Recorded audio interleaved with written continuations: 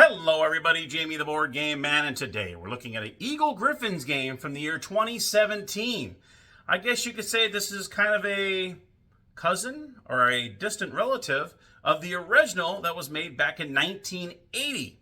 It is called Can't Stop Express. Now, this is way different than the original. In the original, you had 4 dice you roll, you pair up the 2 dice, you pick the numbers, and you just like a push your luck game. This game has 5 dice. You can pretty much play as many players as you want because you play simultaneously while one person rolls the dice. But there's 5 dice instead of 4. And there's a 5th die that you have to contend with. And once you max out one of your 5th die rows, the game ends for you. And you pretty much have to wait for everybody else to end their game. You total up the points. Whoever has the most points wins. So let's head on down to the gamer's table where I'm going to show you how to play Can't Stop Express.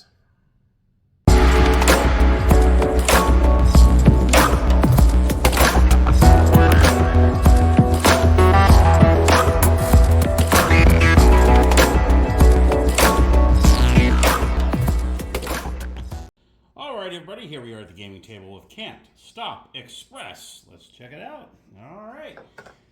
Well, as you can see, there's not much to it, really. You got 5 dice, you're going to have the instruction booklet, and you're going to have this score pad. The score pad is double-sided, which is great. And the object of the game is you're trying to get the most points. And in this game, what you're doing is, unlike the original, you have 5 dice that you're rolling and not just 4. What you're doing in this game, let me go ahead and set this aside. Each player is going to have their own score sheet, and you're going to roll all 5 dice. Now, I went ahead and brought my dice roller out here. That way, if we're not making a lot of noise and not making a lot of racket here and not going all over the place. So you're going to roll all 5 dice, okay? And then you're going to go ahead and set these aside.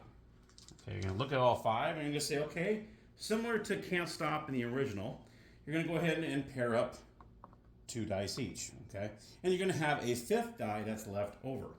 So in this case, let's go ahead and for the sake of this here, we'll do 9 and 6, and then we'll leave that as the 5th die. Now in this game, what you're doing is, I'm going to go ahead and show a close-up here, is you have numbers 2 through 12 here, and every time you set like a 9 here, you're going to see the 9, and you're going to place an X right here in the 9 box. Okay. Then you have a 6, so you're going to go ahead and put an X in the 6 box, and now 1 is the 5th die. This goes up in this corner up here. You see it says 5th. So in this case, you're going to put 1, and you're going to mark off one of the boxes. Now you can see at the very beginning here, you're going to start off with negative 200 points if you start any one of these numbers. And that's when that game Lost Cities comes into play. Because remember, in Lost Cities, if you've played that game, you actually, when you start an expedition, you start off in the negative points, and then you got to fight your way back into the positive. This is the same way. So I rolled a 9, I rolled a 6, and then I had a 5th die as a 1, okay? And that would be my turn. Now what's nice about that, this goes for everybody. So it's not just you, like in the original Can't Stop, where you're just rolling for yourself. When the person who rolls this, everybody else is looking at those same dice and making up their own decisions on how they want to do it. So maybe someone else wants to do 4, 9, and have 3 as the 5th die. Everyone has their own way of scoring how they want to do those 5 dice, okay? Then the next player is going to come, and they're going to roll these dice, all right, like so. A couple 6s, 4, 2, okay? Now, obviously, I want to try to keep these 6s and 9s going because I want to be able to make it to this column, which zeroes out that negative. So you start off with negative 200 for the first 4, then you get that 5th, which is 0, and then when you start to come over in this 3rd column, you start getting positive points, which are right here on the left side. So you can see the harder the number to roll, the more points you'll get if you make it into the positive section. Obviously 7 is the most common rolled, so you would get 30 points for every one that you get beyond the 0. If you roll a 12 and you get 5 12s, you zero it out, and then you start getting 100 points for every one positive. Okay, so that's kind of how that works. So let's go ahead and show this here. Let's see, I want to do, well, I have a 6 here, so I want to try to capitalize on that. So what I'll do is I'll take the 4 and the 2 as 1, that way I get another 6. And maybe I'll do a 7 and then have the 5th one as a 6, okay? So in my time, I'm going to go ahead and do the 2nd box for 6. Then I've got a 7, so I'm going to go ahead and mark a 7, all right? And now 6 is going to be my 5th die. So I'm going to put a 6 here and then mark an X like so. Okay, that's how you do that, okay? Everybody else will take their turn, and then the next player will roll the 5 dice, and you go ahead and keep on doing what you're doing here. So luckily, I can do another 6. That's great. So I'm going to probably do this. And then let's just say I've already got a 9 here, so I might as well not start another number because I don't want to start another one. You know, you eventually probably end up doing that a little bit. But so I've already got a 6 and 9, so that works out perfectly, 6 and 9. So I want to start another one with the minus 200. And then 4 will be the 5th die. So in this case, I'm going to go ahead and mark off another 6. I'm going to mark off another 9. And then I'm going to put 4 as the 5th die. And I mark that off like so. Okay? All right. Now we're going to take another roll. Like so. And oh boy, 4s and 5s. Wow, that's a full house. I'm not playing Yahtzee. Okay, so let's see here. This is going to be a little tougher. I might have to start some new numbers because I can't get any 6s out of this. And I can get a 9 out of it. Actually, 9-9. There we go. Heck yeah, look at that. I didn't even see that till just now. Okay, so that can be my roll there. So now I have 2 9s I can cross off, which is perfect.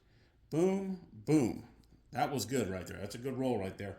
And then I'm going to add another 4. So I have a 4 here, so now I'm going to add a second X in there like so. Okay. You're going to keep on doing this until, now if you have a 1, 6, or 4 is going to be my 5th rolls here. Now if my 5th dice from here on out is a 2, 3, or a 5, I don't have to mark anything over here.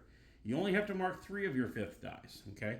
So in the future, like I said, if I roll a 2, 3, or 5, I don't have to worry about that 5th die. But every time I roll a 1, 6, or 4 as my 5th die, I have to mark off an X. My game ends when I mark off that last X in one of these 5th columns. Okay, so say 1, I kept going, and all of a sudden I couldn't ignore it. I had to use the 1 as my 5th die. I marked this last one off. My score ends. Okay, and then what I would do is I would add up all my points here. All right, and then I would total them here. Let's just give an example here. I'm going to go ahead and show you how an end game scenario might look here. Okay. Now hopefully you can kind of see it. I'm going to try to go as close as I can here. So you're going to see here I have negative 200 points for the 4s. I only got 2 here, so I would put negative 200 here. This is the negative column, and this is the positive column. This one here, I made it all the way to here. So what we'll do is I'm going to add 40 points for these 2. All right, so that's 80 points. So I get 80 points in this column. This column here, I made it all the way over here. It's 30 points for each positive, so I get 60 points over here. All right, now I look over here, and I'm going to have, let's see, I've got 1 here. It's going to be another 50 points. So I'm going to put 50 in that column. All right. And then my final one is my 11 column. Okay, so I have 50 points here, and I have my 11 column here. I made it all the way to the 3rd one. So I get 70 points for each one of these. That's 210 points.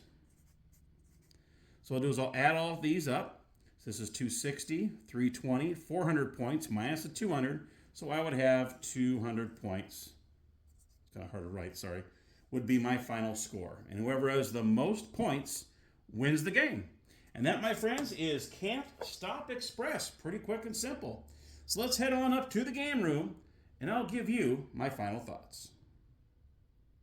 All right, so my final thoughts on Can't Stop Express. I really, really enjoy this game. It is a lot of fun.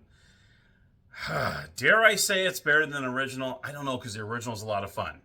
I think the best thing about both of these, the comparison, when this one kind of edges out the original, is you're not having to wait your turn. One person rolls a die, everyone's involved. At the same time, you're making your decision on how you want to lay out the 5 dice. Where in the original Can't Stop, you're playing on your own. You're pushing your luck, and you could be sitting there, especially in a 4 to 5 player or a 4-player game. I think that's the max you can have in Can't Stop is 4, I believe. You're kind of sitting there going, okay, you're pushing your luck, you're kind of waiting. Or this one, it's simultaneously, you're constantly playing in the game. Every time someone rolls a die, you're putting something on your tablet. And that's what I like. I also like, it kind of reminds me of Lost Cities, like I said in the tutorial. Or in the I don't know if you've played Lost Cities, but if you begin with an expedition and it gives you negative points, and you're having to fight your way to get to the positive side. So you want to make sure that if you start a number, you want to make sure you can at least get to that 0 column to zero it out. It's almost like a plus 200 when it's all said and done. So, but that, I like that aspect. I like that, hey, you're risking, okay, if I'm going to start the 2s, Or if I'm going to start the 12s, which are really difficult, am I going to get at least 5 of them to get just to zero it out?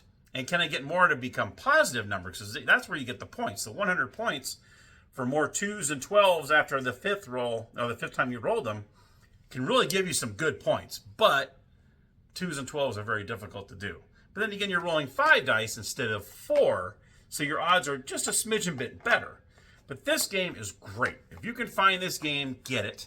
I want to give a little shout out to Catherine. She's the one that sold this to me through Facebook Marketplace. Thank you, Catherine. Appreciate it. So as she held it for me, I was able to go down and get it. So, and it was a great price she sold it to me for. So thank you, Catherine. Appreciate if you're watching. Thank you very much for selling this to me. Love the game. It's in good hands. It will definitely stay in my collection. See if you guys can find this out there. It is definitely worth the time. All right, everybody. That's my review of Can't Stop Express. Thank you so much for watching. And as always, happy gaming.